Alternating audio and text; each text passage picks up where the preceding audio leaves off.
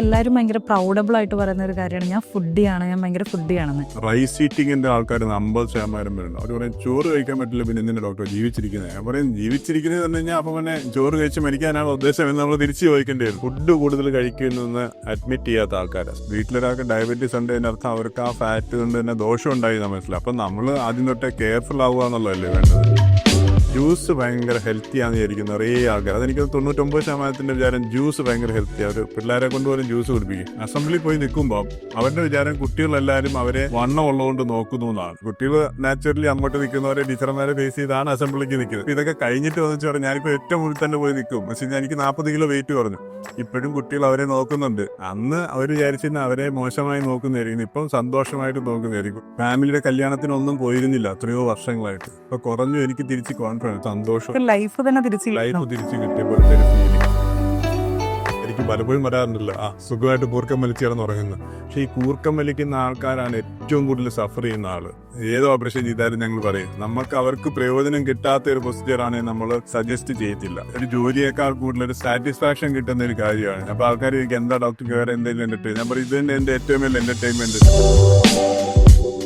Team മെമ്പേഴ്സിന് ഞാൻ പറയും എന്റെ എന്റർടൈൻമെന്റിനകത്ത് നിങ്ങൾ പ്രശ്നം ഉണ്ടാക്കാൻ തോന്നുന്നുണ്ടാ ഞാൻ ഈ ദേഷ്യപ്പെടുന്ന പ്രൊസീജിയർ ചെയ്യുന്നവർ. ഡോക്ടർ, ഇപ്പോൾ വണ്ണം കൂടി വരുന്ന ആളുകൾ പൊതുവെ എന്താണ് വണ്ണം കൂടാനുള്ള കാരണം പറയുന്നത്? ഹെറിഡിറ്ററി ആണോ, ഈറ്റിംഗ് ഹാബിറ്റ്സ് ആണോ, സ്ട്രെസ് ആണോ?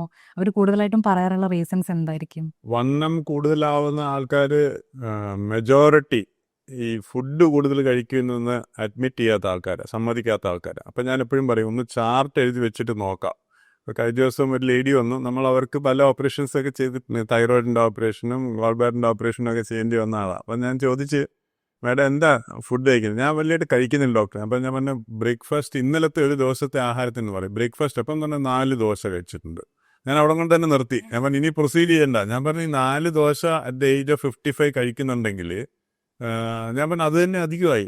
ഞാൻ പറഞ്ഞു മാഡം ഓരോ ആഴ്ചയിലും 4 എന്നുള്ള 3, 2, 1 മാറ്റാനായിട്ടുള്ള എന്തെങ്കിലും നടപടി ശ്രമിച്ചാലേ ഉള്ളൂ. പിന്നെ ഉച്ചയ്ക്ക് ചോറ് കഴിക്കുന്നുണ്ട്, വൈകുന്നേരം നമ്മൾ സ്നാക്ക് കഴിച്ചിട്ടുണ്ട്, രാത്രിയിൽ എന്തെങ്കിലും കഴിച്ചിട്ട്. അപ്പം ഞാൻ പറഞ്ഞു നൈറ്റിലെ ഫുഡിന് പകരമായിട്ട് ഞാനൊരു പ്രോട്ടീൻ പ്രിപ്പറേഷൻ തരാം, പക്ഷെ മാഡം രാവിലെ ബ്രേക്ക്ഫാസ്റ്റ് തൊട്ട് നിർത്തുക. അപ്പം ഞാൻ പറഞ്ഞ ജയന്റ് മെജോറിറ്റിയിലും ആവശ്യത്തിനധികം കഴിച്ചിട്ട് നിങ്ങൾ വീട്ടിൽ തന്നെ ഒരാളുടെ അടുത്ത് വണ്ണമുള്ള ഒരാളെയും വീട്ടിൽ വണ്ണം ഇല്ലാത്ത ഒരാളെ നോക്കിയാൽ അവർ രണ്ടുപേരും കഴിക്കുന്നതിനകത്ത് ക്വാണ്ടിറ്റി തന്നെ വ്യത്യാസം. സെയിം ഫുഡ് തന്നെ ക്വാണ്ടിറ്റി തന്നെ കൂടുതലാണ്. ആൾക്കാർ കഴിക്കുന്ന രാവിലെ നമ്മളൊരു 2, 3, 4 കഴിച്ചില്ലെങ്കിൽ ബ്രേക്ക്ഫാസ്റ്റ് അല്ലെന്ന് കൂട്ടുന്ന ആൾക്കാരാണ്. പിന്നെ ഇതിന് കറി ഉണ്ടാവും, അതിൻ്റെ കൂടെ ജ്യൂസ് കൂടി. ഇത് ഏറ്റവും വലിയൊരു പ്രശ്നമാണ് കേട്ടോ. ജ്യൂസ് ഭയങ്കര ഹെൽത്തി ആണെന്ന് വിചാരിക്കുന്ന കുറേ ആൾക്കാർ. അതെനിക്ക് 99% വിചാരം ജ്യൂസ് ഭയങ്കര ഹെൽത്തിയാണ്. ഒരു പിള്ളേരെ കൊണ്ടുപോലും ജ്യൂസ് കുടിപ്പിക്കും. പക്ഷെ നമ്മൾ അതിന് വേണ്ടിയിട്ടൊരു 3-4 ആപ്പിൾ ഇങ്ങനെ അടിക്കും. ഞാൻ പറയും ഡോക്ടർ ഷുഗർ ഇടാറില്ല എന്ന് പറഞ്ഞ അവകാശപ്പെടും. ഞാൻ പറയും ഷുഗർ ഇടണ്ട, ഇതിനകത്ത് 4 എണ്ണത്തിനകത്ത് തന്നെ ആവശ്യത്തിലധികം ഷുഗറായി. ഇതൊരു ഓറഞ്ച് കഴിച്ചിരുന്ന ഇത് വയറ് ഫില്ലായി, അതിന് അടുത്ത ഒരു ഇഡലി കുറഞ്ഞേനെ.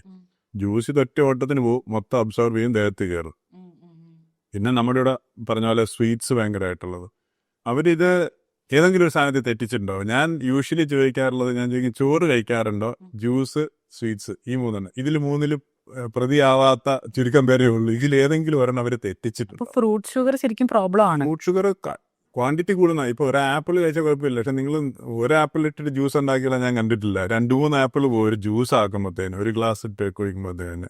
അപ്പോൾ ഈ ക്വാണ്ടിറ്റി കൂടിപ്പോയി, മനസ്സിലായി. അതിനകത്ത് ഉണ്ടല്ലോ എന്തായാലും ഷുഗർ ഉണ്ട്, കാലറി കണ്ടന്റ് എല്ലാം ഉള്ളതാണ്. അപ്പോൾ അളവ് കുറച്ചിട്ട് കഴിക്കുക എന്ന് പറയുന്ന ആ കാറ്റഗറി വരാതിരിക്കുന്ന സാധനമാണ്. നമ്മൾ ഫ്രൂട്ട്സ് ആയിട്ട് കഴിക്കട്ടെ. ഒത്തിരി മധുരം വന്നിട്ട് പഴുത്ത് കിനിയാന്ന് പറയല്ല. അപ്പോൾ ആ ഒരു ലെവലിലോട്ട് വരാതിരിക്കുന്ന ഫ്രൂട്ട്സ് കഴിക്കുന്നതല്ല. ഇപ്പോൾ പച്ച ചക്ക കഴിച്ചാൽ കുഴപ്പമില്ല, പഴുത്ത ചക്ക ആകുമ്പോൾ മധുരം ഒത്തിരി കുടിക്കാൻ ബുദ്ധിമുട്ടുണ്ട്. നമ്മുടെ ക്വാണ്ടിറ്റി റെസ്ട്രിക്ഷൻ ഡെഫിനറ്റ്ലി വേണം.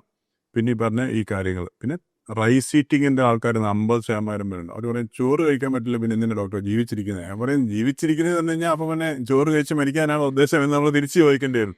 അങ്ങനെയല്ല, നമ്മൾ റൈസ് ഭയങ്കരമായിട്ട് ക്വാണ്ടിറ്റി. നമ്മളെപ്പോഴും പറയില്ല ഒരു ബോട്ടിലിനകത്ത് ചപ്പാത്തി ഇടുക എന്ന് പറയുന്നത് ഒരു കല്ലുകൾ ഇടുന്ന പോലെയാണ്, മനസ്സിലായില്ലേ? അതിന് പകരം ഈ ഇതിനകത്ത് ഒരു റൈസ് ഇടുക എന്ന് പറയുമ്പോഴത്തേന് ഇതിന്റെ എല്ലാ ഗ്യാപ്സും ഫില്ല് ചെയ്യും. വയറ് ഫുൾ അറ്റാകുമ്പോഴത്തേനും ഫുൾ ആയ പോലെ തോന്നും, പക്ഷെ ഗ്യാപ്സ് ഉണ്ടാവും കല്ലിടുക എന്നുണ്ടെങ്കിൽ. അതായത് നിങ്ങൾ മണൽ വാരി ഇടുന്ന പോലെ തന്നെയാണ് ചപ്പാത്തി വേഴ്സസ് റൈസ് ഇടുന്നത്. അപ്പോൾ ആ ക്വാണ്ടിറ്റി ആ വെയിറ്റ് കൂടുതലായിട്ട് നിങ്ങൾ ഇട്ടിട്ടുണ്ട്. അപ്പോൾ നാച്ചുറലി നിങ്ങൾ അതിന്റെ പ്രശ്നങ്ങളും പ്രതീക്ഷിക്കണം. അപ്പോൾ അതുകൊണ്ടാണ് റൈസ് അല്ല, റൈസിനോട് വിരോധം ഉണ്ടാവില്ല. അപ്പോൾ ചപ്പാത്തിക്കാണെങ്കിൽ ഞാൻ പറയും കൗണ്ട് ഉണ്ട്, 1, 2, 3 പറഞ്ഞ് കൗണ്ട് ആവുമ്പോൾ നമ്മൾ ഒരുവിധം നിർത്തും. മറ്റേതാണെങ്കിൽ പോർഷൻസിന് ഇവിടെ കൗണ്ട് ഒന്നും അറിയില്ല, തവിക്കകത്ത് വരുന്ന സാധനത്തിന് കൗണ്ട് ഇല്ല. നമ്മൾ പിന്നെ നമ്മുടെ ഏത്തക്ക പഠിക്കണം, നമുക്ക് സ്വീറ്റ്സ് അടിക്കണം, പിന്നെ പാർട്ടികളായി കേക്കായി നമ്മുടെ ആ ഒരു ഫുഡ് ഹാബിറ്റ്സ് വളരെയധികം മാറിയിട്ടുണ്ട്, വിച്ച് പേഷ്യൻസ് സാധാരണ സമ്മതിക്കില്ല. പിന്നെ അച്ഛനെ പറഞ്ഞ പോലെ തന്നെ ഹെറിഡിറ്ററിയെ കുറ്റം പറയും നല്ലതിനൊന്നിനും ഹെറിഡിറ്ററിയെ കുറിച്ച് പറയില്ല. അവരുടെ അവിടെ വണ്ണം ഉണ്ടായിരുന്നതുകൊണ്ടാണ് എനിക്ക് വണ്ണം ഉണ്ടായിരുന്നത് പറയും. അപ്പം നമുക്ക് മനസ്സിലാക്കണം, നമ്മുടെ ഫാമിലി തന്നെ അങ്ങനെ ഒരു ടെൻഡൻസി ഉണ്ട്. നമ്മുടെ ഈ മെറ്റബോളിക് റേറ്റ് എന്ന് പറയും, നമ്മുടെ പ്രവർത്തനത്തിൻ്റെ റേറ്റൊക്കെ കുറച്ച് കുറവാണ്. അപ്പം നമ്മൾ കുറച്ച് ശ്രദ്ധിച്ചില്ലെങ്കിൽ നമുക്ക് പെട്ടെന്ന് വരും. വീട്ടിലൊരാൾക്ക് ഡയബറ്റീസ് ഉണ്ട്, അതിൻ്റെ അർത്ഥം അവർക്ക് ആ ഫാറ്റ് കൊണ്ട് തന്നെ ദോഷം ഉണ്ടായി എന്ന് മനസ്സിലാവും. അപ്പം നമ്മൾ ആദ്യം തൊട്ടേ കെയർഫുൾ ആവുക എന്നുള്ളതല്ലേ വേണ്ടത്. അപ്പം അത് ശ്രദ്ധ വരാത്തത് തന്നെയാണ് പലപ്പോഴും ഉള്ളത്. ചെറിയ ഫാക്ടേഴ്സേ നമുക്ക് ഹെറിഡിറ്ററി കുറ്റം പറയാൻ പറ്റത്തുള്ളൂ. ചെറിയൊരു കാര്യം ഉണ്ടാവും, ശരി, നമുക്ക് ആ ഒരു വണ്ണമുള്ള ടെൻഡൻസി വരാനുള്ളത് ഉണ്ടെന്നുണ്ട്, പക്ഷെ അപ്പോൾ അത് നമ്മൾ കൂടുതൽ കെയർഫുൾ ആവണം. അപ്പോൾ അത് വളരെയധികം അത്യാവശ്യമാണ്. അത് ശ്രദ്ധിക്കാത്തതാണ് പ്രധാനപ്പെട്ട കാരണം. പിന്നെ സൈക്കോളജിക്കൽ പ്രോബ്ലംസ് ഉള്ളതിനുമുണ്ട്. അത് ഞാൻ നോക്കുകയാണെന്നുണ്ടെങ്കിൽ ഒരു 5% പോലും അത് കോൺട്രിബ്യൂട്ട് ചെയ്യുന്നില്ല, മേജർ സൈക്കോളജിക്കൽ പ്രോബ്ലംസ്. പക്ഷേ മൈനറായിട്ടുള്ള കാര്യമുണ്ട്, അതവർ എക്സ്പ്രസ് ചെയ്യത്തില്ല. അതിനു വേണ്ടിയിട്ട് ഒരു സൈക്കോളജിയുടെ ഹെൽപ്പ് എടുക്കാൻ പറഞ്ഞാലും ഇവർ വിമുഖത കാണിക്കും. ഫാമിലിയിൽ ആൾക്കാരാണെന്നുണ്ടെങ്കിലും അത് ഞാൻ പറഞ്ഞ് ശരിയായിക്കോളാം ഡോക്ടർ, ഞാൻ പറയും എനിക്കറിയാവുന്ന ഞാൻ പറയാം, അത് ഫിസിക്കൽ ഇൽനെസ്സാണ്, മറ്റേത് പറയാം എനിക്ക് അറിഞ്ഞൂടാ, നിങ്ങൾ പഠിച്ചിട്ടുണ്ട്, നിങ്ങൾ തന്നെ ചെയ്തു എന്ന് ഞാൻ പറയും. എന്ന് വെച്ച് കഴിഞ്ഞാൽ അത്രയ്ക്കും ഒരു ഹെസിറ്റേഷനാണ്. പുറത്തൊക്കെ ഇത്രയും കുഴപ്പമില്ല കേട്ടോ, കുറച്ചുകൂടെ ആൾക്കാർ ഫോർത്ത് കമ്മിങ് ആണ്. അഡ്രസ് ചെയ്യാനുള്ള അതെ, ബുദ്ധിമുട്ട്. അവിടെ ഇൻഷുറൻസിൽ ഈ ട്രീറ്റ്മെന്റ്സ് കിട്ടണമെന്നുണ്ടെങ്കിൽ 6 months ഒരു കൗൺസിലറുടെ അടുത്ത് പോയി എന്നുള്ള സർട്ടിഫിക്കറ്റ് കൊണ്ടുവന്നാലേ പറ്റൂ. അതുകൊണ്ട് അവർ ഇൻസിസ്റ്റ് ചെയ്യും, വെച്ചാൽ ഈ ഒരു ബിഹേവിയർ മോഡിഫിക്കേഷൻ ആവശ്യമുള്ള ആൾക്കാരെ അത് ചെയ്യാതെ പ്രൊസീജിയർ ചെയ്യരുന്നുള്ള മസ്റ്റ്. ഇവിടെ അത് പറഞ്ഞാൽ പിന്നെ അവർ വേറെട്ടിങ്ങിനും വരത്തില്ല. അപ്പം നമ്മൾ പറയും ചെയ്യുന്നതാണ് നല്ലത്, ഇത് കഴിഞ്ഞിട്ട് ശരിയായില്ലെന്നുണ്ടെങ്കിൽ ഒന്ന് സൈക്കോളജി കൗൺസിലിംഗ് എടുത്ത് ശരിയാക്കണേ എന്നുള്ളൊരു ഒരു സൂപ്പർഫിഷ്യൽ അഡ്വൈസ് കൊടുക്കാനേ നമ്മുടെ ഇവിടുത്തെ സിറ്റുവേഷന് പറ്റുന്നുണ്ട്. കുറച്ച് പേര് പക്ഷെ പോയിട്ട് അതും കൂടെ ശരിയാക്കിയിട്ട് വരും. പക്ഷേ പിന്നെ ഇത് കോൺട്രിബ്യൂട്ട് ചെയ്യുന്നുണ്ടാവും കുറച്ചൊക്കെ സൈക്കോളജി ഇഫക്റ്റ്. എന്ന് പറഞ്ഞാൽ അവർക്ക് ഒരു ബോഡി ഷേമിങ്ങോ അല്ലെങ്കിൽ അവർക്ക് സ്വന്തമായിട്ടുള്ള ഒരു കോംപ്ലക്സ് ഡെവലപ്പ് ചെയ്യുന്നതാണ്. എനിക്കൊരു ടീച്ചർ ഉണ്ടായിരുന്നു. ടീച്ചർ പറയുന്നത് അസംബ്ലി പോയി നിൽക്കുമ്പോൾ അവരുടെ വിചാരം കുട്ടികളെല്ലാവരും അവരെ വണ്ണം ഉള്ളതുകൊണ്ട് നോക്കുന്നു എന്നാണ്. ഇപ്പൊ ഇതൊക്കെ കഴിഞ്ഞിട്ട് വന്നിട്ട് പറഞ്ഞു ഞാനിപ്പോ ഏറ്റവും മുന്നിൽ തന്നെ പോയി നിൽക്കും, പക്ഷെ എനിക്ക് 40 കിലോ വെയിറ്റ് കുറഞ്ഞു. ഇപ്പോഴും കുട്ടികൾ അവരെ നോക്കുന്നുണ്ട്. അന്ന് അവർ വിചാരിച്ചിരുന്ന അവരെ മോശമായി നോക്കുന്നതായിരിക്കും, ഇപ്പം സന്തോഷമായിട്ട് നോക്കുന്നതായിരിക്കും. കുട്ടികൾ നാച്ചുറലി അങ്ങോട്ട് നിൽക്കുന്നവരെ ടീച്ചർമാരെ ഫേസ് ചെയ്താണ് അസംബ്ലിക്ക് നിൽക്കുന്നത്. അതുപോലെ പോലും കോംപ്ലക്സ് ഉണ്ടാവുന്ന ആൾക്കാരുണ്ട്. ഇപ്പൊ അത് കോൺഫിഡൻസിനെ ബൂസ്റ്റ് ചെയ്തു. ഇത് കോൺഫിഡൻസിനെ ബൂസ്റ്റ്. ഇപ്പം വളരെ സന്തോഷമായിട്ട് നോക്കിക്കാം. മറ്റേത് മറിഞ്ഞ് നിൽക്കുക, പിള്ളേരെന്തിനാ എന്നെ നോക്കുന്നതെന്ന് വിചാരിക്കുന്നത്. പക്ഷെ അതുപോലെ പോലും ഒരു കോംപ്ലക്സ് ആയിട്ടുള്ളൊരു കാര്യം ഉണ്ടാവും. ഒബേസിറ്റി വന്നിട്ടുള്ള ആൾക്കാർക്ക് ഒരു ബുദ്ധിമുട്ടുണ്ടാവും. ചിലർ ചെയ്ത് കഴിഞ്ഞവർക്ക് പറയുന്നത് ഇപ്പം ഞാൻ മനുഷ്യരുടെ കൂട്ടി ജീവിക്കുന്നു. അപ്പോൾ അവർ എത്രമാത്രം ഇത് മെന്റലി അഫക്ട് ചെയ്തിരുന്ന് നമുക്ക് മനസ്സിലാവും. അന്നേരം നമുക്ക് മനുഷ്യരുടെ കൂട്ടി ജീവിക്കുന്ന ഒരാൾ പറഞ്ഞത് മനസ്സിലായി. അപ്പോൾ അതുവരയ്ക്കും അവരെന്തോ ഒരു വലിയൊരു മാനസികമായിട്ടുള്ള സമ്മർദ്ദത്തിലൂടെ ഇതുകൊണ്ട് തന്നെ പോയിക്കൊണ്ടിരുന്നതുകൊണ്ടാണ്. വേറെ ലേഡി ഇതുപോലെ തന്നെ 4 years നാട്ടിൽ വന്നിട്ടില്ലായിരുന്നു എന്നുള്ള പറഞ്ഞത്. ഈ സർജറി ചെയ്തത് ദുബായ് വെച്ചിട്ട് കണ്ടു, ഇവിടെ വന്ന് സർജറി ചെയ്താൽ ഇവിടുന്ന് തന്നെ തിരിച്ചു പോയി. എന്നിട്ട് 4 years കഴിഞ്ഞൊരു ദിവസം നോക്കിയപ്പോൾ ഭയങ്കര ഓർണമെന്റ്സ് ഒക്കെ ഇട്ട് സാരി കൊടുത്ത് എൻ്റെ മുമ്പിൽ ആൾ അവതരിച്ചിട്ട് ഞാൻ ഇടയ്ക്കൊക്കെ ഫോളോ അപ്പ് ചെയ്തിരുന്ന ദുബായിലൊന്ന് പ്രാക്ടീസ് ചെയ്യുന്ന സമയത്താണ്. അപ്പം ഞാൻ ചോദിച്ചു എന്ത് ഈ വേഷമൊക്കെ കെട്ടി വളരെ ഭംഗിയായിട്ട് വന്നിട്ടുണ്ടല്ലോ എന്നുണ്ട്. അപ്പം ഡോക്ടർ ഇപ്പോൾ 60 കിലോ കുറഞ്ഞു, അവർക്ക് 100+ 140 kg ഉണ്ടായി, ഇപ്പം 60 കിലോ കുറഞ്ഞിട്ട് വന്നു. പറയാം ഫാമിലിയുടെ കല്യാണത്തിനൊന്നും പോയിരുന്നില്ല എത്രയോ വർഷങ്ങളായിട്ട്, ഇപ്പൊ കുറഞ്ഞു. എനിക്ക് തിരിച്ച് കോൺഫിഡൻസ് എല്ലാവരും ഇവരെ ചെല്ലും പറഞ്ഞ കല്യാണം നടക്കുന്ന സ്ഥലത്ത് നോക്കുന്നതിൽ കൂടുതൽ ആൾക്കാർ എന്നെ നോക്കിക്കൊണ്ടിരുന്ന എനിക്കിപ്പോൾ ഇനിയിപ്പം സന്തോഷമായി ഭംഗിയായിട്ട് എല്ലാവരുടെ മുമ്പിൽ ഒന്ന് അവതരിക്കാം എന്നുള്ള സിറ്റുവേഷൻ ആയതുകൊണ്ട് ആദ്യം ഡ്രസ്സൊക്കെ ഇട്ടപ്പോൾ ഡോക്ടറെ വന്ന് കണ്ടിട്ട് സന്തോഷം പറഞ്ഞിട്ടേ പോകുന്നുള്ളൂ എന്ന് വിചാരിച്ചിട്ട് എറണാകുളത്ത് ഇറങ്ങി ഹോട്ടലിൽ റൂം എടുത്തൊക്കെ ഡ്രസ്സപ്പ് ആക്കിയിട്ടാണ് പിന്നെ കൊല്ലം സൈഡിലേക്ക് കല്യാണത്തിന് പോയതുണ്ട്. അത്രയ്ക്ക് അവരെ അത് അഫക്ട് ചെയ്തിരുന്നു. ആ മാറിയതിനെ കുറിച്ച് അവർക്ക് ആ ഒരു സന്തോഷം, ലൈഫ് തന്നെ ലൈഫ് തിരിച്ച് കിട്ടിയ പോലത്തെ ഒരു ഫീലിംഗ്, അത് വളരെയധികം നമുക്കും സാറ്റിസ്ഫൈങ് ആയിട്ടുള്ളൊരു കാര്യമാണ്. പക്ഷെ ഇതിനകത്തെല്ലാം കുറച്ചൊരു സൈക്കോളജിക്കൽ സാധനം കോൺട്രിബ്യൂട്ട് ചെയ്തിട്ട് വരെ ഒബീസ് ആക്കും. പക്ഷെ ഒബീസിറ്റി വന്നിട്ടുള്ള ആ ഒരു മാനസിക വിഷമം കൊണ്ട് അവർ ഒറ്റപ്പെട്ടിരുന്നിട്ട് കൂടുതലാക്കുന്നതും ഉണ്ട്. രണ്ടും കോൺട്രിബ്യൂട്ട് ചെയ്യുന്നുണ്ട്. ഫൈനലി ഇതിനകത്ത് ചോദിച്ചു കഴിഞ്ഞാൽ ഹെറിഡിറ്ററിയോ മാനസികോ ഉള്ളതിനേക്കാളൊക്കെ നമ്മുടെ ഒരു ഹാബിറ്റ് തന്നെയാണ്. അതിന് എത്ര കണ്ട് മാനസികാവസ്ഥ സഹായിക്കുന്നു അല്ലെങ്കിൽ പ്രേരിപ്പിക്കുന്നു എന്നുള്ളത് ഒരു ഘടകം തന്നെയാണ്. പക്ഷെ എന്നിരുന്നാലും നമ്മൾ കഴിച്ചാലേ വണ്ണം കൂടും, അതൊരു ഫാക്ടർ തന്നെയാണ്. ഈ സ്ട്രെസ് ഒക്കെ വന്നു കഴിഞ്ഞാൽ ശരിക്കും ഹോർമോൺസ് ഒക്കെ ഇങ്ങനെ റോളർ കോസ്റ്റർ പോലെ ചേഞ്ച് ചെയ്തുകൊണ്ടിരിക്കും. അപ്പൊ അതൊക്കെ വെയിറ്റ് ഗെയിനിന് ഭയങ്കരമായിട്ട് ഇൻഫ്ലുവൻസ് ചെയ്യുന്നില്ലേ? അതെ, അന്നേരവും നമ്മുടെ ആ ഒരു ഇത് വ്യത്യാസപ്പെടുന്നതനുസരിച്ചിട്ട് നമ്മൾ കഴിക്കുന്ന ആ ഒരു ബിഞ്ച് ഈറ്റിങ് അല്ലെങ്കിൽ ഫ്രീക്വന്റ് ആയിട്ട് കഴിക്കുക, ഇപ്പൊ ചിപ്സ് പോലത്തെ സാധനം കഴിക്കുക, ജ്യൂസ് പോലത്തെ സാധനം കുടിക്കുന്നു, പിന്നെ വളരെയധികം ചീസി ആയിട്ടുള്ള സാധനങ്ങൾ, അപ്പം ആഹാരത്തിനകത്ത് ആ സമയത്ത് വരുത്തുന്ന വ്യത്യാസങ്ങൾ തന്നെ നമ്മളെ കോൺട്രിബ്യൂട്ട് ചെയ്യും. ചിലർ ആൽക്കഹോൾ എടുക്കുന്നുണ്ടാവാമായിരിക്കും, അപ്പോൾ അതെല്ലാം നമ്മളുടെ ഈ കാലറി ഇൻടേക്ക് കൂടിയിട്ടുള്ള നമ്മുടെ സന്തോഷങ്ങൾ വരുത്താൻ വേണ്ടി നമ്മൾ ചെയ്യുന്ന കാര്യങ്ങൾ കോൺട്രിബ്യൂട്ട് ചെയ്യും. അപ്പോൾ അതിന് ഒരു അസസ്മെൻ്റ് എടുത്ത് നമുക്ക് അങ്ങനത്തെ ഘടകം ഉണ്ടെങ്കിൽ അതും കൂടെ കറക്റ്റ് ചെയ്യുന്നത് വളരെ നല്ലതാണ്. പക്ഷേ മേജറായിട്ട് എത്തിപ്പോയിട്ടുണ്ടെങ്കിൽ അതിനുള്ള ട്രീറ്റ്മെൻറ്റ് എടുക്കണം. രണ്ടും കൂടെ തന്നെ പോകട്ടെ എന്ന് ഞാൻ പറയത്തുള്ളൂ. ഇപ്പൊ എല്ലാവരും ഭയങ്കര പ്രൗഡബിൾ ആയിട്ട് പറയുന്ന ഒരു കാര്യമാണ് ഞാൻ ഫുഡിയാണ്, ഞാൻ ഭയങ്കര ഫുഡിയാണെന്ന്. പക്ഷെ ഇതൊരു ഈറ്റിംഗ് ഡിസോർഡർ ആണെന്ന് ശരിക്കും ആളുകൾ അവെയർ അല്ലാന്ന് ഡോക്ടറിന് തോന്നിയിട്ടുണ്ടോ? അതെ, ഫുഡിയാണെന്ന് പറഞ്ഞിട്ടോ അല്ലെന്നുണ്ടെങ്കിൽ നമ്മൾ ബ്ലോഗിങ് ചെയ്തിട്ടോ ഒക്കെ കാര്യങ്ങൾ പറയുന്നത് നമ്മൾ പണ്ടും പറയും ഈ സോപ്പിൻ്റെ അല്ലെന്നുണ്ടെങ്കിൽ എന്തെങ്കിലും ഒരു ബ്യൂട്ടി പ്രോഡക്ട്സിൻ്റെ ഒക്കെ പരസ്യം ചെയ്യുന്നവർ എല്ലാ ദിവസവും ഇത് ഇട്ടുകൊണ്ടിരിക്കുകയാണെന്ന് നമ്മൾ വിചാരിക്കുന്നതാണ് നമ്മുടെ മണ്ടത്തരം. നമ്മൾ നമ്മുടെ കാര്യം നോക്കണം. അവർ പറയുന്ന അവരുടെ ഒരു പ്രൊഫഷൻ്റെ ഭാഗമായിട്ടായിരിക്കും അവരൊരു ഷോ പോലെ കാണിക്കുന്നുണ്ടാവും. അല്ല എല്ലാ ദിവസവും അവരിതൊന്നും ചെയ്തൊന്നുമല്ല ഇരിക്കുന്നത്. അവർ ആ ഷോപ്പിലിരുന്ന് എല്ലാ ദിവസവും ഇത് കഴിക്കുമൊന്നുമല്ല. അവരത് കാണിച്ച ഒരു അഡ്വർടൈസ്മെന്റ് ഭാഗമാണ്. അത് മനസ്സിലാക്കാനുള്ള ഒരു സെൻസ് നമ്മൾ കാണിക്കണം. നമുക്ക് ശരി വൺസ് ഇൻ എ വൈൽ നമ്മൾ അങ്ങനത്തെ ഒരു നല്ല സ്ഥലം കണ്ടു, നമുക്കൊരു ടേസ്റ്റിന് അല്ലെങ്കിൽ ഒരു സന്തോഷത്തിന് കൂടുതൽ കഴിക്കാം. പക്ഷെ അത് ഡെയിലി അഫെയർ ആവരുത്. ഇപ്പം ആൽക്കഹോൾ കഴിക്കുന്ന ആൾക്കാർ നമ്മൾ പറയാറില്ലേ, നിങ്ങൾ എന്തെങ്കിലും ഒരു ഇതുള്ളപ്പോൾ മാത്രം ഒരു പ്രത്യേക അവസരം ഉണ്ടോ മാത്രം. ഞാൻ പറയും ഓണത്തിനും സംക്രാന്തിക്കും വരുന്ന പോലെ അല്ല, ഈ ദിവസവും ഈ ഫെസ്റ്റിവൽ വരുന്ന പോലത്തെ ആയിക്കഴിഞ്ഞാൽ എന്തായി, വിഷമത്തിനായി പിന്നെ സന്തോഷത്തിനായി എന്ന് പറഞ്ഞിട്ട് നമ്മൾ ഡെയിലി ആയിക്കഴിഞ്ഞാൽ ബുദ്ധിമുട്ടാണ്.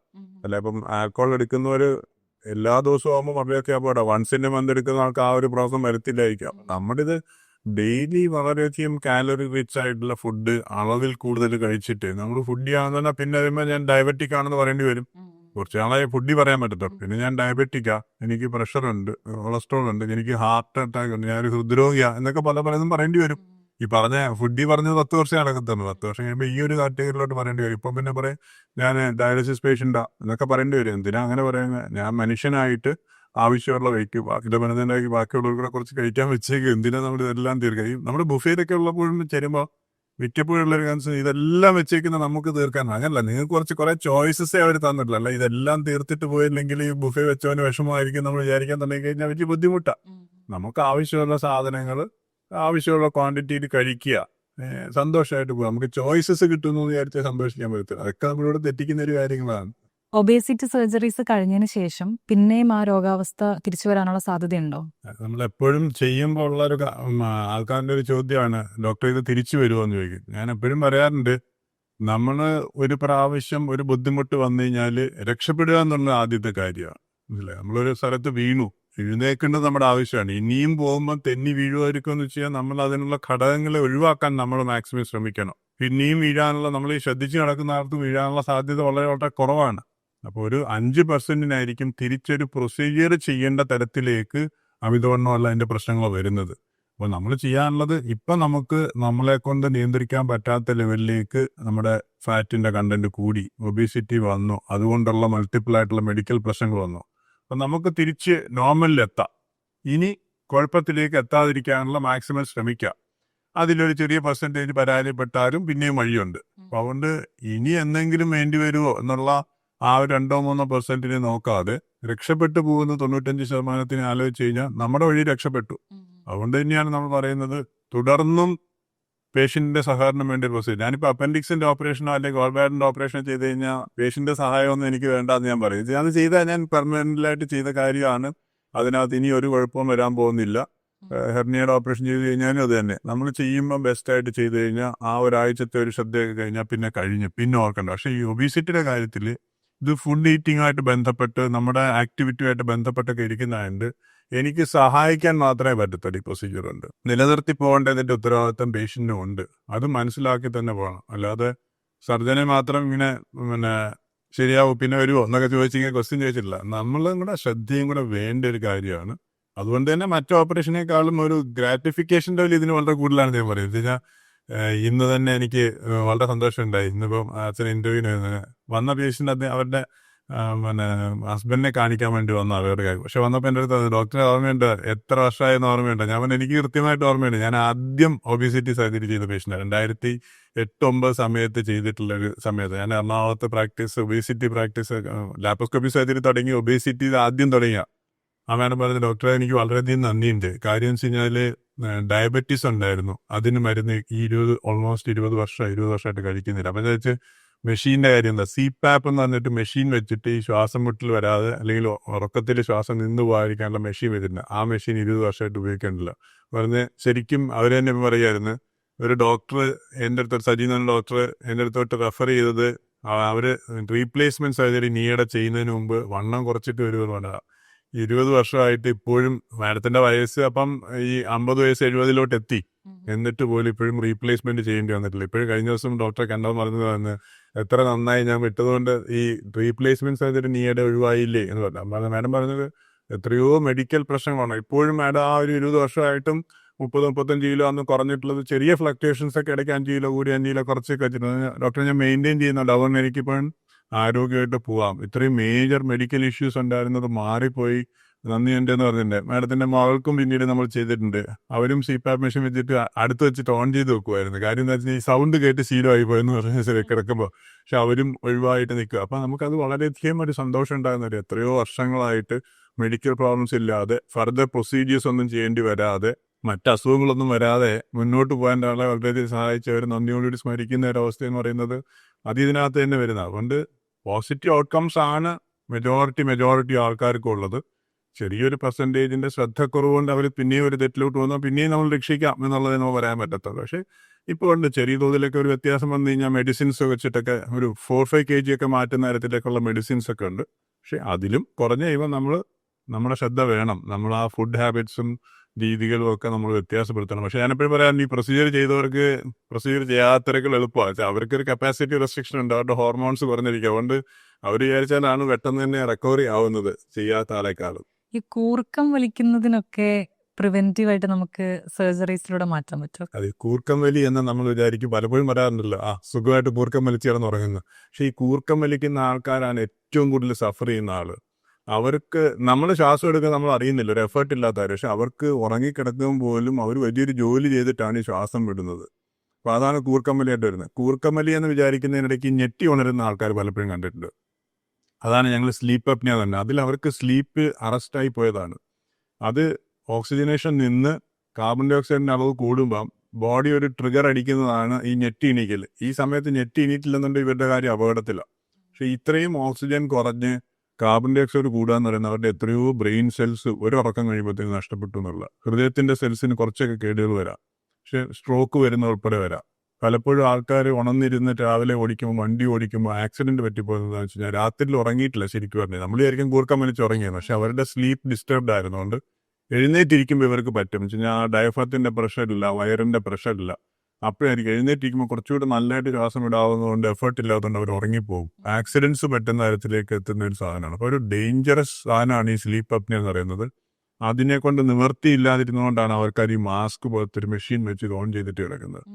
അപ്പോൾ കഴിഞ്ഞ 2 മാസം മുമ്പേ ഒരു അഡ്വക്കേറ്റിന് നമ്മൾ ഈ ഒരു പ്രൊസീജിയർ ചെയ്തു. അപ്പം പറഞ്ഞ ഒരു 8 വർഷം കൊണ്ട് ഇത് വേണോ വേണ്ടയോ എന്നുള്ള ഡിസ്കഷൻ ഫാമിലി വെയിറ്റിംഗ് നടന്നുകൊണ്ടിരിക്കുകയാണ്. പക്ഷെ അദ്ദേഹം പറയുന്നത് എവിടെ ട്രാവൽ ചെയ്യുമ്പോൾ ഈ മെഷീൻ കൊണ്ടുപോകണം, വേറൊരാളെ റൂമിൽ കിടക്കാൻ സമ്മതിക്കാൻ പറ്റില്ല. വളരെ സീനിയർ ആയിട്ടുള്ളൊരു പൊളിറ്റിക്കൽ പേഴ്സൺ ഇവിടെയാണ്. അപ്പോൾ അവർ പറയുന്നത് വെച്ചാൽ വേറെ ആളെ ഒന്നും റൂമിൽ കിടത്താൻ പറ്റില്ല. വളരെയധികം ട്രാവൽ ചെയ്യുന്ന ആളാണ്. അപ്പോൾ വളരെ ബുദ്ധിമുട്ടാണ് ഇത് വന്നിട്ട്. അപ്പോഴും ഫാമിലി ഡിസ്കസ് ചെയ്യുമ്പം പറയുന്നത് വെച്ചാൽ ഡോക്ടറെ കുഴപ്പം എന്തെങ്കിലും ആവും. അപ്പോൾ ആൾ തന്നെ പറഞ്ഞു ഡോക്ടറെ ഒന്നും നോക്കണ്ട, ഇവരോടൊക്കെ കേട്ട് ഞാൻ ഈ 8 വർഷം കൊണ്ട് സഫർ ചെയ്യാം. പ്രൊസീജിയർ ചെയ്ത് അടുത്ത ദിവസം തൊട്ട് മെഷീൻ വേണ്ട. 1 മാസത്തെ റിവ്യൂ എന്ന് പറഞ്ഞ് ഞാൻ ഡോക്ടറെ 8 കൊല്ലം ജയിലിലായിരുന്നു, ഇപ്പൊ ജയിൽ മോചിതനായി. അഡ്വക്കേറ്റിന്റെ ഭാഷയിൽ അദ്ദേഹത്തിന് അതാ പറയുന്നത്, എന്നെ ഇപ്പം ജയിൽ മോചിതനാക്കി. കാരണം ഈ ഒരു മെഷീൻ വെക്കണ്ട, ശ്വാസം വിടാൻ എളുപ്പമുണ്ട്, നടക്കുന്നുണ്ട്, വീട്ടിലാണെങ്കിലും ഡിസ്റ്റർബൻസ് ഒന്നും ഇല്ലാതിരിക്കുന്ന തരത്തിൽ ഉറങ്ങാൻ പറ്റും. വേറെ ഒരു പേഷ്യന്റ് ഇതുപോലെ പറഞ്ഞ് വീട്ടിന്റെ 2ാമത്തെ നിലയിൽ ചെടി വളരുന്നുണ്ടെന്ന് ഇവർ പറഞ്ഞുകൊണ്ടിരുന്നു, ഇതൊരിക്കലും കണ്ടിട്ടില്ല. ഇപ്പം മേലിൽ നോക്കുമ്പോഴാണ് നല്ലൊരു തോട്ടം ഉണ്ടെന്ന് മനസ്സിലായത്. ഇപ്പൊ വെള്ളം ഒഴിക്കൽ ഇദ്ദേഹം ഏറ്റെടുത്തു. കാര്യം വെച്ച് കഴിഞ്ഞാൽ നടക്കാൻ പറ്റില്ല, പടി കയറാൻ പറ്റുന്നുണ്ടായിരുന്നില്ല. ഈ കൂർക്കമ്മലി പോലത്തെ വരുന്നതിന് വളരെ ഡേഞ്ചറസ് മാനമുണ്ട്. സ്ട്രോക്കോ ആക്സിഡന്റോ ഒഴിവാക്കിയിട്ട് രക്ഷപ്പെട്ടു പോവാം. മെഷീൻ ഇല്ലാതിരിക്കുക എന്ന് പറയുന്നത് വലിയൊരു അനുഗ്രഹം. അത് അടുത്ത ദിവസം തന്നെ മാറിക്കിട്ടും. അത്രയ്ക്കും ഒരു മിറക്കുലസ് ആയിട്ടുള്ള എസ്കേപ്പ് വരുന്ന കാര്യമാണ്. ആൾക്കാർ ഇതൊക്കെ വെച്ചിട്ട് ഇങ്ങനെ സഫർ ചെയ്തിരിക്കും. ഇതിപ്പം ഇത്രയും പഠിച്ച ആളായിട്ട് പോലും എത്രയോ വർഷം മെഷീൻ വെച്ച് സഫർ ചെയ്തു. പക്ഷെ ഒരു ദിവസം എന്തോ ദൈവം ഡിസൈഡ് ചെയ്ത് കഴിഞ്ഞപ്പോൾ ചെയ്ത് കഴിഞ്ഞാൽ പുള്ളിക്ക് മനസ്സിലായി ഈ ഇവരെയൊക്കെ ഇനി ഓടിച്ചിട്ട് അടിക്കണം, തടഞ്ഞവരെയൊക്കെ അടിക്കണം എന്നുള്ള സിറ്റുവേഷനിലോട്ടാണ് പുള്ളി വരുന്നത്. അപ്പോൾ ആ ഒരു ലെവലിലോട്ടാണ് റിക്കവറി വരുന്നത്. നമുക്ക് സന്തോഷം തോന്നും അത് കേൾക്കുമ്പോൾ. ഇപ്പോ ഒബേസിറ്റി കാരണം സർജറി ചെയ്യുന്നവരെ ഇതൊരു ഈസി വേ ഔട്ട് ആണെന്ന് പബ്ലിക് പൊതുവെ പറയാറുണ്ട്. ഡയറ്റ് എടുത്തിട്ടും എക്സസൈസ് ചെയ്തും വെയിറ്റ് കുറയാൻ താല്പര്യമില്ല, അതുകൊണ്ട് ഇതൊരു ഈസി വേ ഔട്ട് ആണെന്ന്. അതിനോട് ഡോക്ടർ എങ്ങനെയാണ് പ്രതികരിക്കുന്നത്? നമ്മൾ എപ്പോഴും പറയുന്നത് വെച്ച് കഴിഞ്ഞാൽ വരാതിരിക്കാൻ നോക്കണം. അത് ഫാമിലി ആയാലും ഫ്രണ്ട്സ് ആയാലും നമ്മൾ സ്വന്തമായിട്ടാണെന്നുണ്ടെങ്കിലും നമുക്കൊരു അമിതവണ്ണം വന്നിട്ട് മരുന്ന് കഴിക്കേണ്ട അവസ്ഥ അല്ലെന്നുണ്ടെങ്കിൽ പ്രൊസീജിയർ ചെയ്യേണ്ട ഒരു അവസ്ഥയിലേക്ക് എത്താതിരിക്കാൻ വേണ്ടി നമ്മൾ മാക്സിമം ശ്രമിക്കണം. പക്ഷെ ഒരു പ്രാവശ്യം പ്രയാസം വന്നുപോയി, ഇപ്പം നമ്മൾ തന്നെ പറയും വണ്ടി സൂക്ഷിച്ച് ഓടിക്കണേ എന്ന് പറയും. പക്ഷെ എന്ന് പറഞ്ഞിട്ട് ഒരാള് ആക്സിഡന്റ് പറ്റി കഴിയുമ്പം അവരെ ചികിത്സിക്കണ്ടേ, രക്ഷപ്പെടണ്ടേ, അവരെ വഴക്ക് പറഞ്ഞുകൊണ്ടിരുന്നിട്ട് കാര്യമില്ല. മനസ്സിലായില്ലേ? നിനക്ക് സൂക്ഷിച്ച് ഓടിച്ചുകൊണ്ടായിരുന്നോ എന്ന് ചോദിച്ചുകൊണ്ടിരുന്ന ആളെ ചികിത്സിക്കണ്ടേ? അയാൾക്ക് അപകടം പറ്റി അയാൾ ഒടിഞ്ഞിരിക്കാനെല്ലാം നന്നാക്കണം. ഇനിയും അത് ചെയ്യല്ലേ എന്ന് അഡ്വൈസ് ചെയ്യുകയാണ്. അല്ലാതപ്പം ഇതൊക്കെ വെളുപ്പൊഴി എന്ന് വിചാരിച്ചിട്ട് ചെയ്യുന്നതല്ല. ആൾക്ക് വേറെ നിവർത്തിയില്ലാത്തപ്പോൾ ശരിയായ ഒരു തീരുമാനമെടുത്ത് ഇതിൽ നിന്ന് റിക്കവർ ചെയ്യാനായിട്ട് തീരുമാനിക്കാന്നുണ്ട്. ഇപ്പൊ ആൽക്കോൾ എടുക്കുന്ന ആൾ ഡി അഡിക്ഷൻ സെന്ററിലോട്ട് പോകുന്ന പോലത്തെ ഒരു കാര്യമായിട്ട് നമുക്ക് കൂട്ടാൻ വേണമെന്നുണ്ട്. അത് കഴിഞ്ഞ് റിക്കവർ ചെയ്ത് പിന്നെയും അയാൾ തെറ്റിലേക്ക് വരാതിരിക്കാനാണ് നമ്മൾ ശ്രദ്ധിക്കേണ്ടത്. അല്ലാതെ ഇതൊരു എളുപ്പവഴിയായിട്ട് കരുതുന്ന ഒരു പേഷ്യനെയും ഞാൻ കണ്ടിട്ടില്ല. അവർക്ക് ഇതിനകത്തുനിന്ന് രക്ഷപ്പെടണമെന്നുള്ള ആത്മാർത്ഥമായിട്ടുള്ള ആഗ്രഹമുള്ള ആൾക്കാരാണ്. അത് അവര് സ്വന്തമായിട്ടും കുടുംബത്തോടും സമൂഹത്തോടും ചെയ്യുന്ന ഒരു നല്ല കാര്യമാണ്. ഒരു അസുഖമുണ്ട്, അത് മാറ്റി ആരോഗ്യമായിട്ട് മുന്നോട്ട് പോകുക എന്നുള്ളത്. അല്ല എല്ലാവർക്കും ഒരു ബുദ്ധിമുട്ടുണ്ടാകുന്ന തരത്തിലേക്ക് ശ്വാസം മുട്ടി നടക്കുക. ചിലരൊക്കെ ഈ പുറത്തെ സീറ്റിൽ നിന്ന് ഇവിടെ വന്നിരിക്കുമ്പോൾ കാണാം കിതയ്ക്കുന്നു, വിയർക്കുന്നു. എന്തുമാത്രം ബുദ്ധിമുട്ടാണ് അവർക്ക്, അവരുടെ ഫാമിലിക്ക് അത് ബുദ്ധിമുട്ടാണ്. അദ്ദേഹത്തിന് ലോങ് ടൈമിൽ ക്യാൻസർ ഉൾപ്പെടെയുള്ള ആരോഗ്യ പ്രശ്നങ്ങൾ വരുന്നു, ഈ കിഡ്നിയുടെയും എല്ലാം വന്നിട്ട്. അതേപോലെ സമൂഹത്തിന് അതൊരു പ്രശ്നമാണ്, ഇത്രയും ആൾക്കാർ അസുഖക്കാരായിട്ട് പോകുന്നത്. അപ്പോൾ അവര് എല്ലാ തരത്തിലും നമ്മളോടെല്ലാം ചെയ്യുന്ന ഒരു നല്ല കാര്യമാണ് ട്രീറ്റ്മെന്റ് എടുത്ത് സുഖമായിട്ട് ജീവിക്കാനായിട്ട് ശ്രമിക്കുന്നത്. സമൂഹത്തിന് പ്രയോജനമുള്ള ഒരു മനുഷ്യനാവാനുള്ള ശ്രമത്തിനെ നമ്മൾ തടയരുത്. നേരത്തെ ഞാൻ പറഞ്ഞ ഒന്ന് നല്ലത് ചെയ്യാൻ പോകുന്ന ഒരാളെ നമ്മൾ വിമർശിച്ച് ഇല്ലായ്മ ചെയ്യരുത് എന്ന് എനിക്ക് പറയാനുള്ളത്. നമുക്ക് കീഹോൾ സർജറീസിന്റെ സമയത്ത് എന്തൊക്കെ പ്രൊസീജിയേഴ്സ് ആണ് നോർമലി വരാറുള്ളത്? ഒബേസിറ്റി സർജറി സെഗ്മെന്റിലേക്ക് വരുമ്പോൾ ആദ്യമായിട്ട് ചെയ്യുന്ന ഒരു ബലൂൺ ചികിത്സ എന്ന് പറയും. ബലൂൺ ചികിത്സയിൽ നമുക്കൊരു 10-15 കിലോ ഒക്കെ വ്യത്യാസം വരുത്താൻ പറ്റത്തുള്ളൂ. അതൊരു ടെമ്പററി പ്രൊസീജിയർ എന്ന് വേണമെങ്കിലും പറയാം. വെച്ചാൽ ബലൂൺ ഒരു 10 മാസം അല്ലെങ്കിൽ 1 വർഷം കഴിയുമ്പോഴത്തേക്ക് നമുക്ക് റിമൂവ് ചെയ്യാം. റിമൂവ് ചെയ്ത് കഴിയുമ്പോൾ കുറച്ചൊക്കെ അവർക്ക് തിരിച്ച് വെയിറ്റ് വരാനുള്ള സാധ്യത വെച്ചാൽ അവരെ ആഹാരം കഴിക്കാതിരിക്കാൻ തടയോ അല്ലെങ്കിൽ ആമാശയം ഫുള്ളായിട്ട് തോന്നിക്കുന്ന ഘടകം ഇപ്പോൾ ഇല്ലാത്തത് കൊണ്ട് അവർക്കപ്പോൾ അത് പിന്നീട് കഴിക്കാനോ വെയിറ്റ് കൂടാനോ സാധിക്കും. പക്ഷെ എന്നാലും ഒബേസിറ്റി വന്നിട്ട് PCOD വന്നിട്ടുള്ള ഇൻഫെർട്ടിലിറ്റി വന്ന ആൾക്കാർക്ക് മെറ്റ്ഫോർമിൻ പോലത്തെ ഗുളിക കഴിക്കുമ്പോഴത്തേക്ക് കുറച്ചൊക്കെ വ്യത്യാസം വരുന്നത്. അപ്പോൾ ഗൈനക്കോളജി ഇത് റെഫർ ചെയ്യും. ഇതൊന്ന് ചെയ്തിട്ട് ബലൂൺ ചെയ്തിട്ടാണെങ്കിൽ അവരുടെ വെയിറ്റ് കുറയും. ആ 10-15 കിലോ കുറയ്ക്കുമ്പോൾ പേഷ്യൻ്റ് ഒന്ന് ഹാപ്പി ആയിട്ട് പറയും, ഒരു 6 മാസം ആകുമ്പോൾ ഡോക്ടറെ ഇത് മാറ്റിക്കൊന്നു ഞാൻ പർപ്പസ് നടന്നു, ദേ ഗോട്ട് നോർമൽ പ്രഗ്നൻസി. അപ്പോൾ ആ ഒരു സന്തോഷം ഉണ്ട് ചെയ്യാം. അതുപോലെ തന്നെ ഒരു 15 വയസ്സിന് താഴെയുള്ള കുട്ടികൾക്ക് നമ്മൾ കഴിയുന്നതും ഈ ഒബേസിറ്റി സർജറി ചെയ്യാതിരിക്കാൻ നോക്കും. നമ്മൾ 10 വയസ്സ് വരെ ചെയ്യേണ്ടി വന്നിട്ടുണ്ട്, പക്ഷെ അതെന്ന് വെച്ചാൽ അത്രയ്ക്കും വെയിറ്റ് കൂടുതലായില്ല. അല്ലെങ്കിൽ ബലൂൺ ഇട്ട് കഴിഞ്ഞാൽ ഇവർക്ക് ആ ഒരു സമയം പിടിച്ച് നിൽക്കാൻ പറ്റും. പിന്നെ ഒന്നാമത്തെ ആളുണ്ടെങ്കിൽ നമുക്ക് ഒബേസിറ്റി സർജറി ചെയ്യാം. അപ്പോൾ അതാണ് സാധാരണ ചെയ്യുന്നത്. പിന്നെ ചെറിയ തോതിലൊക്കെ ഉള്ള വെയിറ്റ് കൂടുതലാണ്, അവർക്ക് പ്രമേഹമുണ്ട്, ഇപ്പോൾ ഈ പറഞ്ഞ പോലെ കിഡ്നിയുടെ വിഷമങ്ങളൊക്കെ ഉണ്ട്, ഗ്യാസ്ട്രോപ്ലാസ്റ്റി എന്ന് പറയും, സ്റ്റൊമക്ക് ഇങ്ങനെ ഇരിക്കുക, അതിനെ ഒന്ന് സ്റ്റിച്ച് ഇട്ടിട്ട് വളരെ ചെറുതായിട്ടൊന്ന് ചുരുക്കുന്ന ഒരു 10-15% വെയിറ്റ് കുറയുന്ന ഒരു പരിപാടി ഗ്യാസ്ട്രോപ്ലാസ്റ്റിയാണ്. അപ്പോൾ അത് ആൾക്കാർ കുറച്ചുകൂടെ അക്സെപ്റ്റ് ചെയ്യും. ഞാൻ മുറിക്കുന്നൊന്നും ഇല്ലല്ലോ എന്ന് വിചാരിച്ചിട്ട് 1 മണിക്കൂറത്തെ laparoscopy procedure. Proper bariatric surgery എന്ന് പറയുന്നത് സ്ലീവ് ഗ്യാസ്ട്രക്ടമി എന്ന് പറഞ്ഞിട്ട് സ്റ്റൊമക്ക് ഇങ്ങനെ ഇരിക്കുകയാണ്, അതിനെ ഇത്രയും കുറയ്ക്കുന്ന ഒരു 40% കുറയ്ക്കുന്നതായിരിക്കും. അതിന്റെ കപ്പാസിറ്റി കുറയും, അതിന്റെ ഹോർമോൺ സെക്രീറ്റിംഗ് പോർഷൻ കുറയ്ക്കും. അതിലും മേലിലായിട്ടുള്ള ഒരു വ്യത്യാസം വരുന്ന ആൾക്കാർക്കാണ് ബൈപ്പാസ് ഓപ്പറേഷൻ എന്ന് പറയുന്നത്. സ്റ്റൊമക്കിനെ ചെറിയൊരു പൗച്ച് പോലെ ആക്കി ഇൻഡസ്റ്റൈനെ കണക്ട് ചെയ്യുന്നുണ്ട്. അപ്പോൾ അവർക്ക് കുറച്ച് മാൽന്യൂട്രീഷനോട് വരും എന്ന് പറയുന്നത് അബ്സോർപ്ഷൻ, ആഹാരത്തിനകത്തുള്ള സാധനങ്ങൾ, ന്യൂട്രീഷൻ ഉള്ള സാധനങ്ങളൊക്കെ ശരീരത്തേക്ക് തിരിച്ചു പോകുന്നതിനുള്ള ഒരു തടസ്സം കൂടി വരുന്ന തരത്തിലാണ്. അത് വളരെ ചുരുക്കം പേർക്ക് നമ്മൾ ചെയ്യാറുള്ളൂ. ഈ പറഞ്ഞ പോലെ രണ്ടാമതും ഒബീസിറ്റി വരുന്ന ആൾക്കാർക്ക് ഒരു പ്രൊസീജിയർ ചെയ്തു, രണ്ടാമത് വരുമ്പോഴൊക്കെയാണ് ഈ ബൈപ്പാസ് പ്രൊസീജിയർ വരുന്നത്. ബൈപ്പാസ് പ്രൊസീജിയർ ചെയ്യുന്ന പേഷ്യന്റിന് ചിലപ്പോൾ ചില തരത്തിലുള്ള പ്രോട്ടീൻസ് കൊടുക്കുക, അല്ലെന്നുണ്ടെങ്കിൽ പലപ്പോഴും വൈറ്റമിൻ സപ്ലിമെന്റ്സ് കൂടുതലായിട്ട് കൊടുക്കണ്ടാവും. മറ്റുള്ളവർക്കൊക്കെ വെച്ചാൽ വൈറ്റമിൻ സപ്ലിമെന്റ് ഒരു മാസമോ 2 മാസമോ കഴിഞ്ഞാൽ പിന്നെ ആവശ്യമൊന്നുമില്ല. അതും സാധാരണ വൈറ്റമിൻസ് ഒക്കെ കൊടുത്താൽ മതി. നമ്മൾ കഴിക്കുന്ന ബി കോംപ്ലക്സോ കാൽഷ്യോ ഒക്കെ മാത്രമേ ഉള്ളൂ. അതല്ലെങ്കിൽ തന്നെ ഒത്തിരി പേരും കഴിക്കുന്ന സാധനം ഒരു പ്രത്യേക ഡയറ്റ് പാറ്റേൺ ഒന്നും ഫോളോ ചെയ്യേണ്ട ആഫ്റ്റർ 2-3 വീക്സ്. അപ്പം കോംപ്ലക്സ് ആയിട്ടുള്ള പ്രൊസീജിയേഴ്സ് ഉണ്ട്. ഇപ്പം ഈ പ്രമേഹം അതൊക്കെ ഉള്ള ആൾക്കാർക്ക് ഇങ്ങനത്തെ ഓപ്പറേഷൻസ് ചെയ്ത് കഴിഞ്ഞാൽ മാറും എന്നുള്ളത് കൊണ്ട് ആ ഒരു പ്രൊസീജിയേഴ്സ് ഏതാണോ അവർക്ക് ഏറ്റവും സ്യൂട്ടബിൾ ആയിട്ടുള്ളത് നമുക്ക് ചെയ്യാൻ പറ്റും. എല്ലാം ലാപ്രോസ്കോപ്പിയുടെ ചെയ്യുന്നതുകൊണ്ട് 2-3 ദിവസം മാക്സിമം 4 ദിവസത്തെ ഹോസ്പിറ്റലൈസേഷനെ ആവശ്യമുള്ളൂ. വിശ്രമം ആവശ്യമില്ല.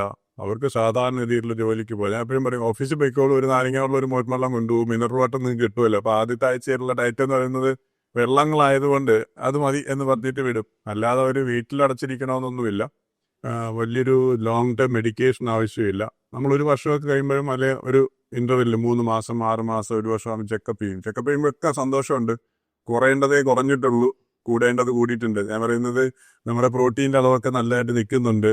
പക്ഷേ ഡയബറ്റീസ് ലെവൽ HbA1c എന്ന് പറഞ്ഞ ഷുഗറിൻ്റെ അളവ് കുറഞ്ഞിട്ടുണ്ട്, കൊളസ്ട്രോളിൻ്റെ അളവ് കുറഞ്ഞിട്ടുണ്ട്. എത്രയോ വർഷങ്ങളായിട്ടുള്ള ആൾക്കാരൊക്കെ നമ്മൾ ചെക്കപ്പ് ചെയ്യുമ്പോഴത്തേക്ക് അവരുടെ ഈ കൊളസ്ട്രോൾ കുറഞ്ഞിട്ടുണ്ട്, ഷുഗറിൻ്റെ അളവ് കുറഞ്ഞിട്ടുണ്ട്, എന്നാൽ പ്രോട്ടീൻ കുഴപ്പമില്ല, ഹീമോഗ്ലോബിൻ കുഴപ്പമില്ല, ലൈഫ് പാരാമീറ്റേഴ്സ് നല്ലതായിട്ട്, ഹാർട്ട് റേറ്റ് കുറഞ്ഞിട്ടുണ്ട്. വെച്ച് കഴിഞ്ഞാൽ 100-120 അടിച്ചുകൊണ്ടിരുന്ന ഇപ്പോൾ 70 ഉള്ളൂ, പ്രഷർ കുറഞ്ഞിട്ടുണ്ട്. അപ്പോൾ ഞാൻ എപ്പോഴും പറയും ഹാർട്ടിന് സന്തോഷം, ഇപ്പോൾ അദ്ദേഹം എന്തോ ചെയ്തിട്ടുണ്ട്, എന്തായാലും ഇതിൻ്റെ എഫേർട്ട് കുറഞ്ഞു. മറ്റേത് ഇത്രയും വലിയ പ്രഷറിൽ ഇത്രയും വലിയ ശരീരത്തിലേക്ക് ഓരോ മിനിറ്റിലും ഇത് ഓരോ സെക്കൻഡിലും അടിച്ചുകൊണ്ടിരിക്കണ്ടേ.